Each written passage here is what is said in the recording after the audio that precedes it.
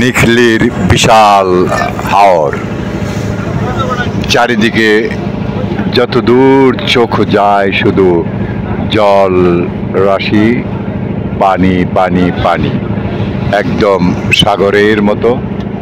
এই পানিতে আমরা বেশি চলেছি। আমরা যেখান দিয়ে যাচ্ছি শুকনো মৌসুমে এই জায়গাটা সবুজ ফসলের মাঠ থাকে, সেই ফসলের মাঠ পেরিয়ে আমরা যাচ্ছি। আর 1 মিনিটের মধ্যে আমরা মেঘনা নদী অতিক্রম করব। আমরা এখন নিখলি থেকে চলে যাচ্ছি মিঠামাইনে। এই যে আমার সামনে দৃশ্যমান যে দূরে গ্রামগুলো, এগুলো নিখলি থানার অন্তর্ভুক্ত গ্রাম। আমরা পেছনে ফেলে এসেছি নিখলি। নিখলি থেকে 2 থেকে 3 কিলোমিটার সামনে আমরা এসেছি। এখন এই ছোট্ট নৌকায় করে আমরা যাচ্ছি মিঠামাইন।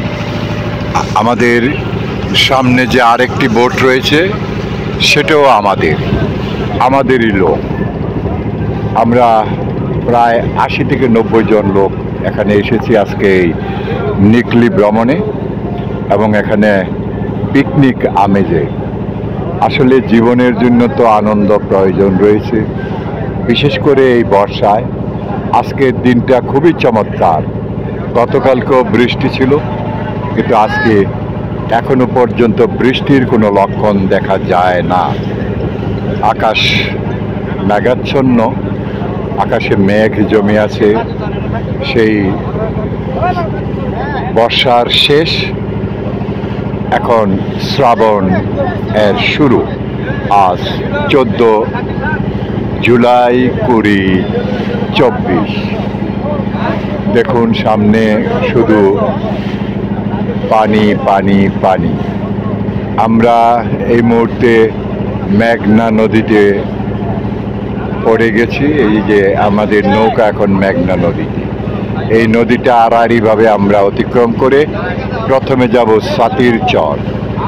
সেই সাতির চর থেকে এখানে অনেকেই হয়তো গোসলটা সেরে নেবেন, একটু আনন্দ করবেন রিল্যাক্সে। তারপর আমরা সেখান থেকে চলে যাব সেই সাবেক রাষ্ট্রপতি আব্দুল হামিদ সাহেবের মিঠামাইন। সাথেই থাকুন, দেখতে থাকুন ভিডিওটি।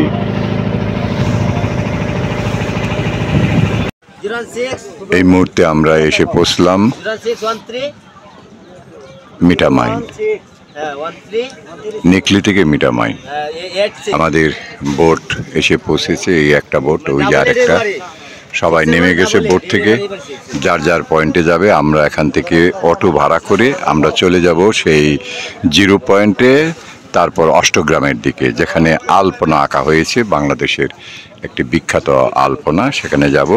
তার আগে যারা এখানে আসবেন তারা এই যে সামনে অটোগুলো রয়েছে, আপনারা দর দাম বলে নেবেন। আর যদি বলে না নেন, এখানে প্রতারণা হওয়ার সম্ভাবনা রয়েছে। আমি মনে করি গত ট্রিপে আমাদের অভিজ্ঞতাটা খুব সুখকর ছিল না। কাজেই বলে নেবেন কোথা থেকে কোথায় যাবেন, কত টাকা কতক্ষণ থাকবেন, সব বলে তারপরে অটোতে উঠবেন। ভালো থাকুন, দেখতে থাকুন ভিডিও। আমরা এখন চলে যাব 0 পয়েন্টে।